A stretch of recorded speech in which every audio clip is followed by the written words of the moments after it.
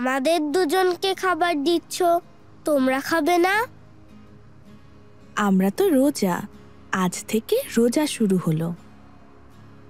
তোমরা আমাকে কেন সেহরিতে ডাকলে না? আমি রোজা রাখতে চেয়েছিলাম। তুমি তো এখনো ছোট, আর ক্লাসও চলছে, তাই ভাবলাম রোজা রাখলে যদি কষ্ট হয়। আমার বান্ধবীদের সবাই রোজা রাখে, শুধু আমাকেই তুমি রোজা রাখতে দাও না।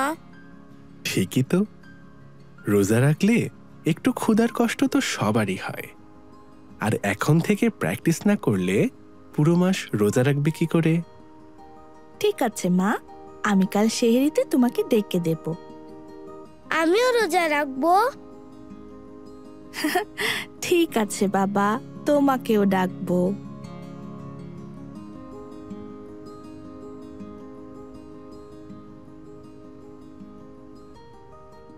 আম্মু, কি হয়েছে বাবা? আমি রোজা ভেঙে ফেলেছি। কেন বাবা? আমার খুব ক্ষুধা লেগেছিল। রনি আজ মজার টিফিন এনেছিল, আমাকে খেতে দিয়েছিল। আমি লোভ সামলাতে পারিনি, আমার রোজা ভেঙে গেছে। তাতে কি হয়েছে?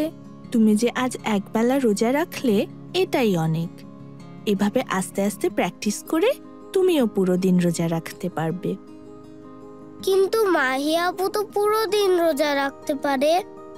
তোমার বয়সে মাহিও তোমার মতোই ভেঙে ভেঙে রোজা রাখতো। প্র্যাকটিস করেছে বলেই এখনো পুরো দিনের রোজা রাখতে পারে।